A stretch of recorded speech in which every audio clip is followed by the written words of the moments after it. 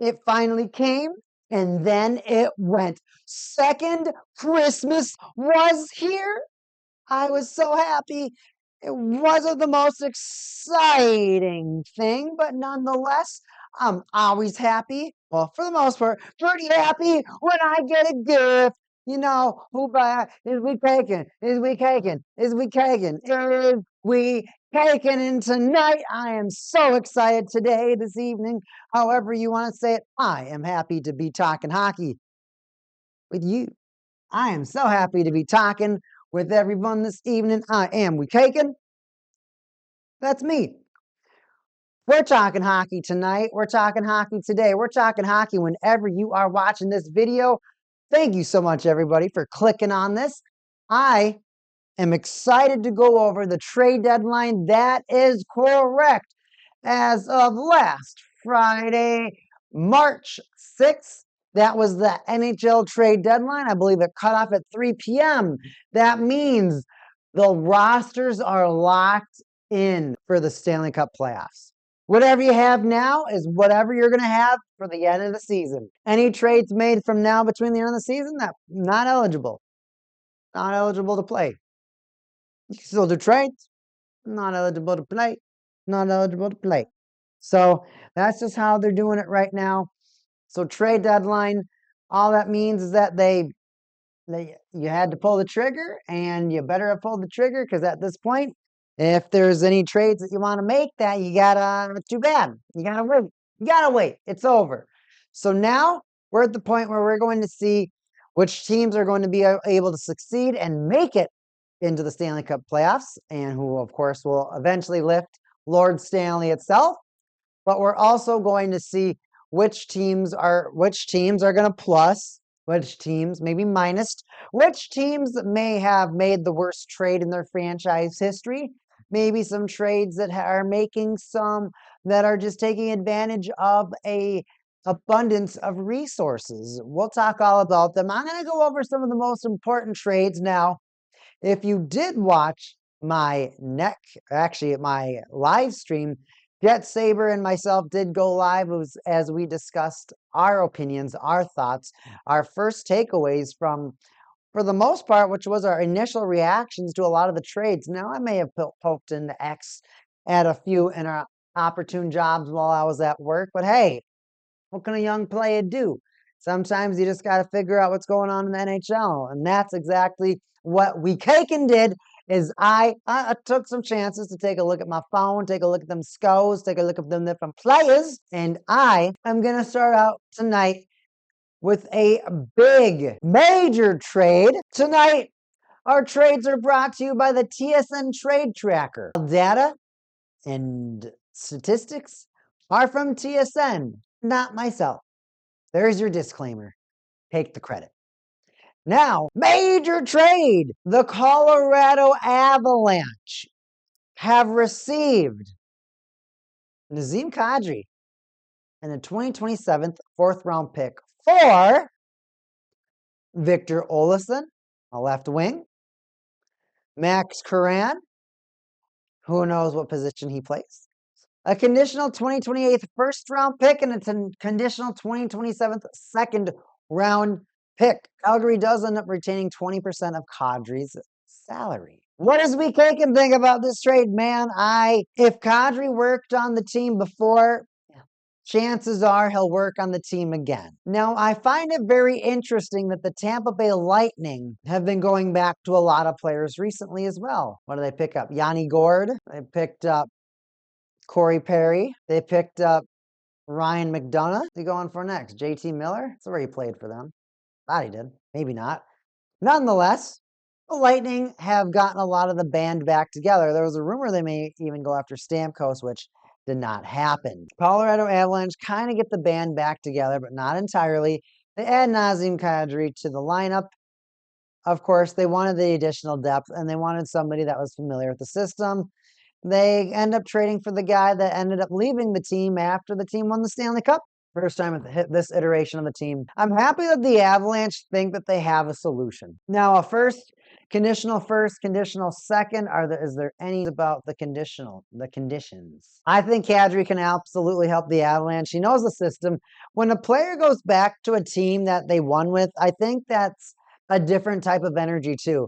The player has proven talent with that team, a proven track record with the team, and a proven result with that team.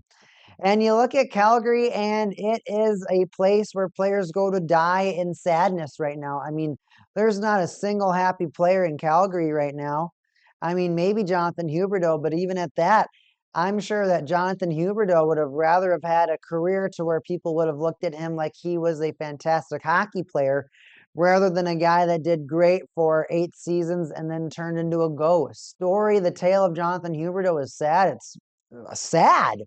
This guy was doing great. He ended up getting blamed to be all of the problems and then ended up being all of the problems, so to say. They won in about 3 seasons. I mean, they were going to the Stanley Cup final extremely quick after. So the Florida Panthers just had a huge turnaround. I would rate this trade a 7 out of 10.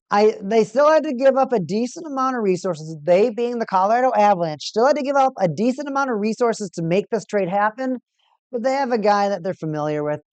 He's a guy that has decent production and he knows how to play with the players. That's why I feel like it's a good pick. I don't think it's necessary to really get into Kadri's production with the Flames because the Flames were flaming. The Flames, they were nothing for the past 8 years, at least 6. They've been nothing but an embarrassment to the league. I mean, they haven't been hot. They're cold. That team isn't getting anything accomplished. So when I think about the Flames, this could definitely help them. And not to make a pun, but they're having a fire sale. They're trying to get rid of everything. And I would do the exact same thing that they are doing. Sell everything. Tank as hard as you can. Get as many picks as you can. Load them up for like 2028. Get as many picks for 2028, 2029 or something, whatever. Right? Get ready to just load up and just have a crazy draft in a couple seasons. It's okay. Do something like that. Maybe it's not a deep draft you can trade for later. But the Flames, you had to get something because players are going to leave you if you don't trade them. That's how it's going to be. No one's going to re-sign with you. No one wants to re-sign with you. You're just not a target. I feel like your team is just known for a poor culture, a poor sense of direction. It's just a lazy organization, in my opinion. No one just looks at the Calgary Flames and goes, that's a cool hockey organization. It's a boring, basic hockey organization. Atlanta moved to Calgary and they're like, we'll just be the Flames. Why are you the Flames? They moved here. Should have picked a different name. And because of that, I think Calgary has an extreme lack of identity and a huge failure to connect with the community.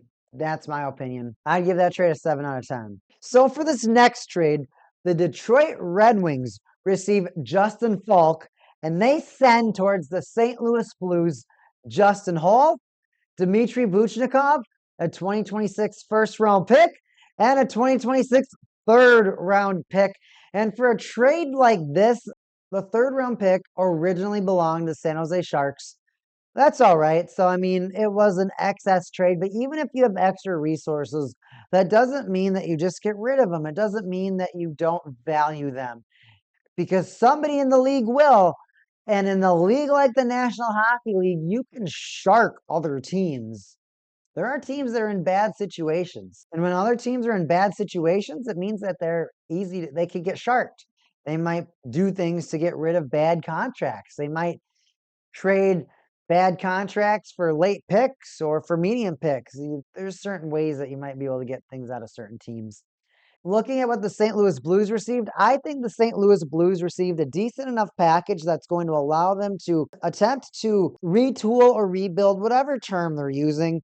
Personally, with the picks, I feel like it's going to be better for the rebuild. And it's probably better in the better interest of the St. Louis Blues to consider what they want to do with players like Buchnevich, Binnington. Maybe you'll let Parenko just sit there. I mean, sometimes when you have franchises like the St. Louis Blues that are doing a retool, they might leave a veteran to try to help set good expectations for the next generation. I could see Parenko possibly being that player, but you also have to see how long this player can withstand losses, because it's not fun to lose. And the more you just lose and lose and lose, the less you're going to want to be there.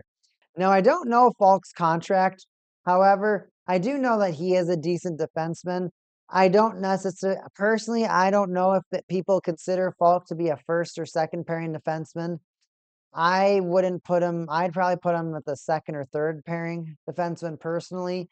But I also haven't paid a lot of attention to Falk over the last seasons. I mean, I haven't really paid a lot of attention to the Blues over the last few seasons. I'll have them on, but it doesn't mean I zero in on their players all the time. If I was to grade this trade, I'd probably give this another 7, maybe 7.5. I feel like the Blues are getting a lot of resources from trading Justin Falk. Here's my opinion. I like the picks that the Blues got. I'm not so sure on the prospects, and I'm not too aware of Falk's contract. If Falk's contract is long, this could be very beneficial. I'd probably rate this 7.5, just because I feel like the Detroit Red Wings are just trying to say, hey, we're going to make some moves. We're going to do what we possibly can to get into the playoffs. Or not even just maybe get in the playoffs, but maintain our playoff residency. We want to guarantee that these 9 seasons are this is the last season of the drought. Third trade I'm going to analyze tonight. This is the one that I don't get. This is the one that also involves the St. Louis Blues receiving 4 resources while sending away 1 resource.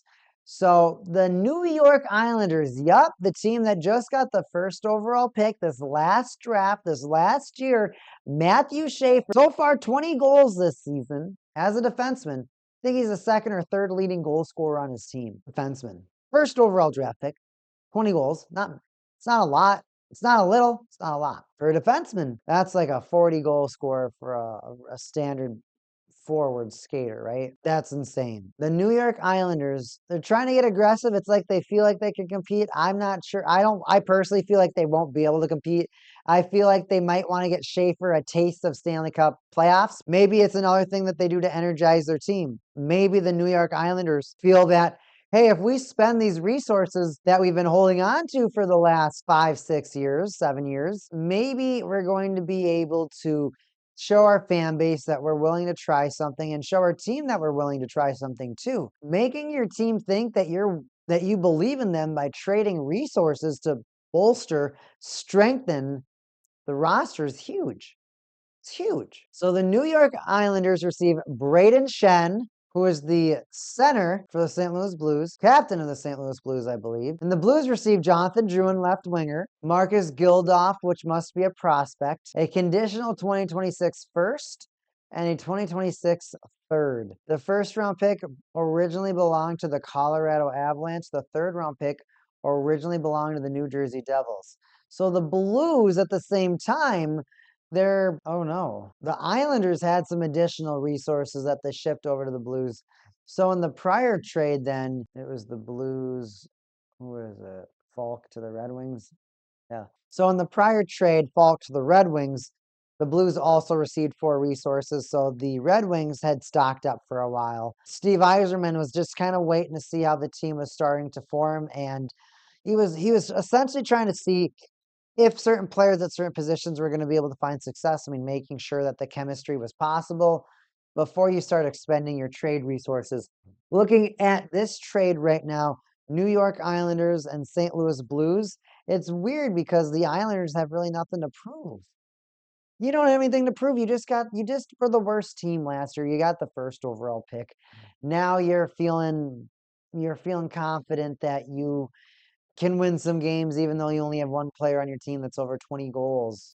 It's not good. There's only so many teams that you can grind out, and I feel like once you get to the playoffs, you're not going to just be able to play grindy hockey. You're going to have to figure out a way how to win these hockey games, and it's not just going to be completely reliant on defense. So they're going to have to figure out something. St. Louis Blues, I think that this is another huge haul for them, another way for them to just continuously take in more resources. I think if you're at the point like the St. Louis Blues to where like, dude, I'm not making the cup. If you're the St. Louis Blues, you know that you're not planning on making the playoffs.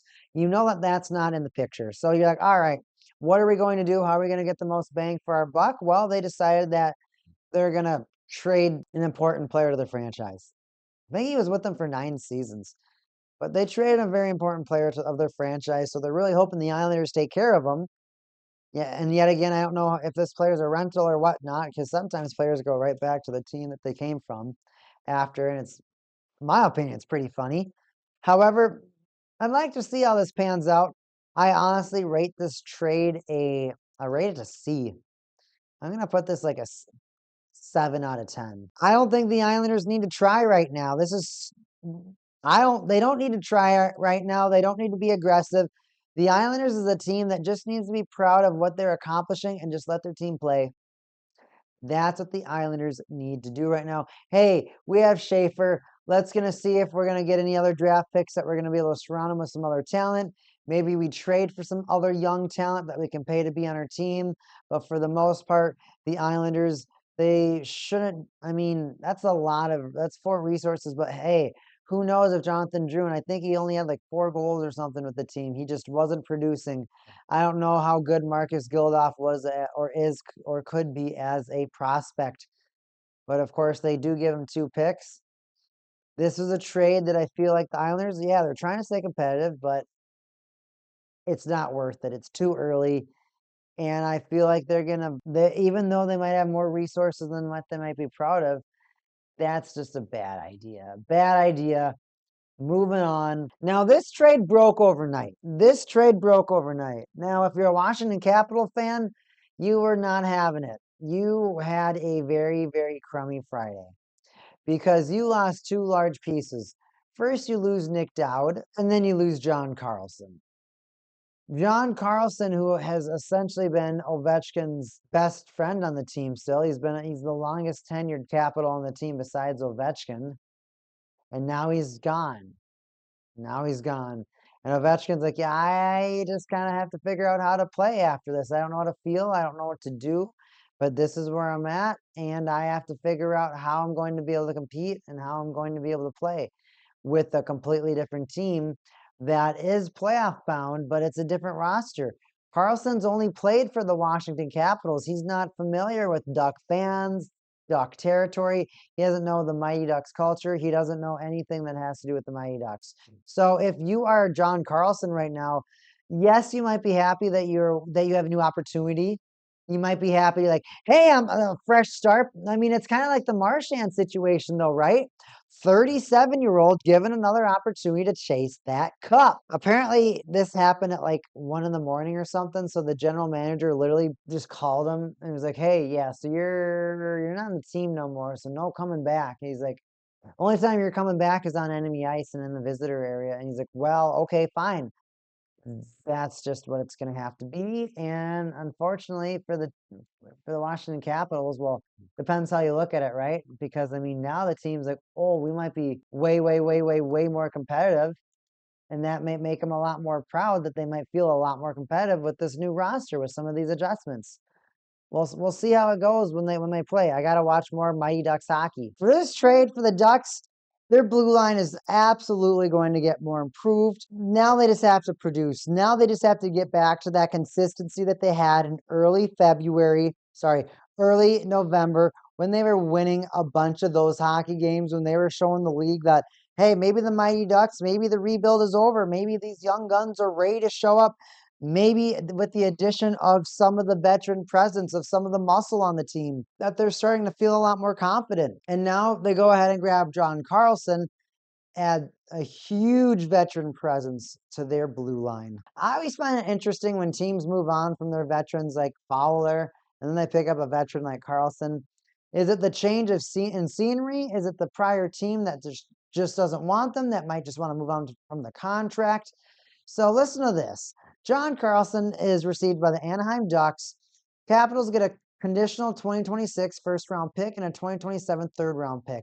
If the Mighty Ducks of Anaheim fail to qualify for the 2026 Stanley Cup playoffs, they have the option to retain the 2026 first-round pick and transfer their 2027 first-round pick to Washington instead. So it sounds like they're getting a first-round pick no matter what, it just comes down to what year they're getting the first round pick. I mean, for a player like Carlson, you better be getting the first round pick. You got to be getting the first round pick. Is this something that the Ducks should be considering at the trade deadline? I don't know who you're trying to convince. I don't know if you're trying to because there's so many elements that go into it. Are you trying to convince a veteran to stay? Are you trying to convince young talent to resign? Who are you trying to convince other players to join the team that you might be thinking about in the off season? I mean, I think if you were to actually hear what was going through the mind of a GM, I'd probably give this trade an 8 out of 10, a B, in the sense that it's going to make the Ducks more competitive, and I think it's their defense that needed the improvement. They have a lot of goal scorers. I think the Ducks' problem is to keep the puck out of the net. And the Ducks, I don't feel like at the trade deadline it may have been the right move, but yet again, I don't know if they're trying to prove to somebody that they should stay with the team. If that's the case, it's a lot different than trying to get. Sometimes you have to try to get players to stay on the team in addition to adding players to the team. It's not always, hey, people just want to keep joining these teams. You also have to consider your player retention, especially if you're a team that over the past 20 years, almost 15 years, has been not competitive. The next trade that I really wanted to talk about is the Utah Mammoth and the Calgary Flames. The Flames have received 5 benefits, 5 assets from the Utah Mammoth. Utah Mammoth receives Mackenzie Wiga. Calgary Flames receive Oli Mata, Jonathan Kasanaga, and 3 2026 second round picks. Utah Mammoth, they're flexing their resources. They're spending their resources quickly. When they were the Coyotes, they were getting many picks for many players, taking on bad contracts. They were getting ready for the day to where they were going to have the deepest farm system. They were about to have so much ridiculous opportunity with their team. They were just pounding all these picks. So they had about 21, 23 picks over the next 3 years.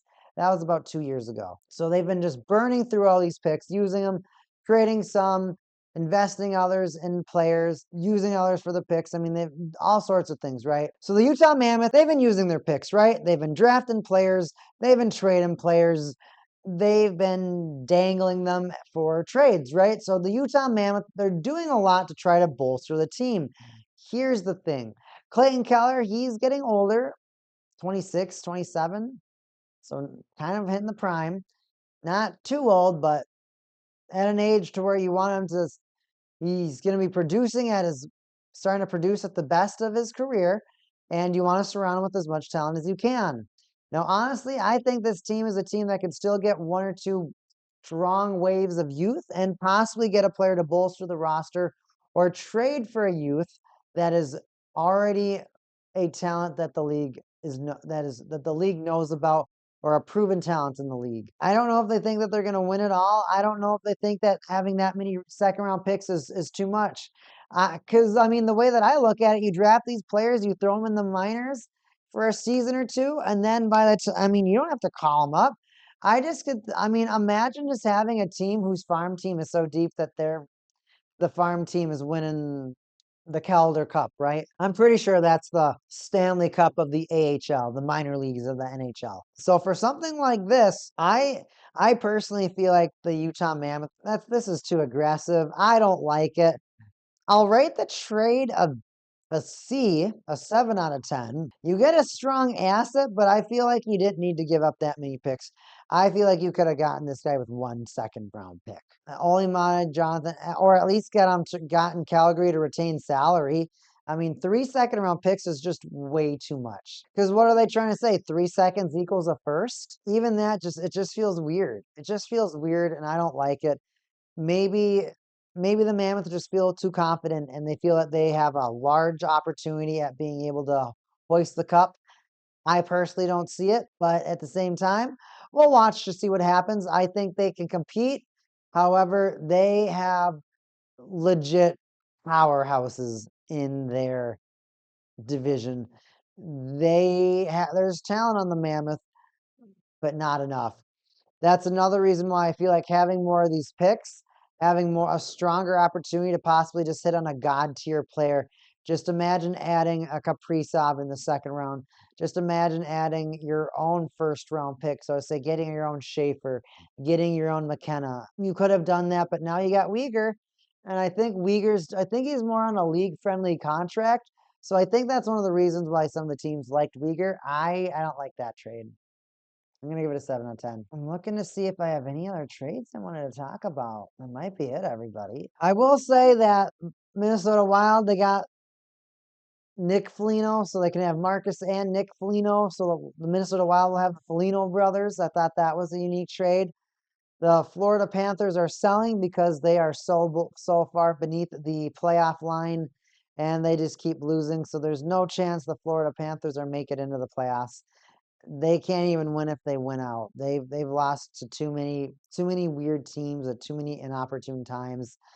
They've been missing their superstars, and even though they have, which is weird when you say that because you're like they're missing their superstars, and then you look at their roster, like, oh yeah, you guys have Bobrovsky, Bennett, Luosterainen, Lundell, Ekblad, Marchand, and look at half of the other teams in the NHL. I don't have that. And I mean, you do have the excuse that you've played the most hockey more than any other team. That's a fact in the last 3 seasons. And Kachuk and Barkov being out, I know it hurts the team, but you have all-stars on that team. Carter Verhaeghe, you have 40, 50 goal scorers, and you can't make it into the playoffs. The NHL is a competitive hockey league, and it needs to be recognized as one. There are so many teams that can have the talent that, hey, if your team is tired, your team is slow, yeah, you might not make it in. The race to this playoffs is showing us that there are so many teams that are competitive.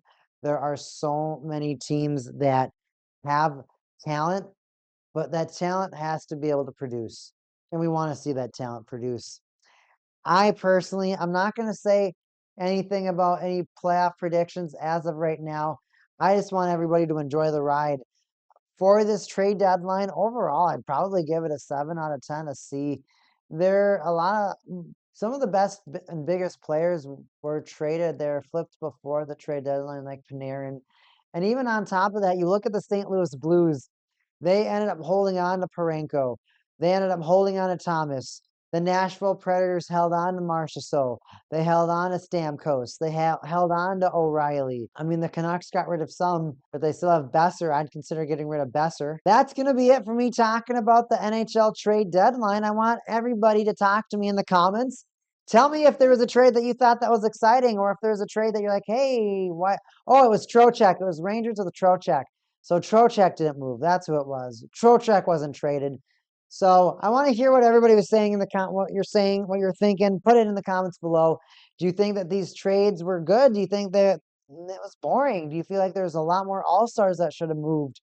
Do you look at the way that the West is and you think, man, that it's not worth wasting resources this season, because you look at some of these teams in the West that look like they've been up for 5 days straight trying to figure out a plan on how to win the Stanley Cup. You're like, this team's cracked out. I don't want to compete against this team. So the playoffs are going to be immaculate. They're going to be electric. I can't wait to see every single one of you back. I am WeCaken. I had so much fun talking hockey with everybody. We'll see you next week. Talk to you soon.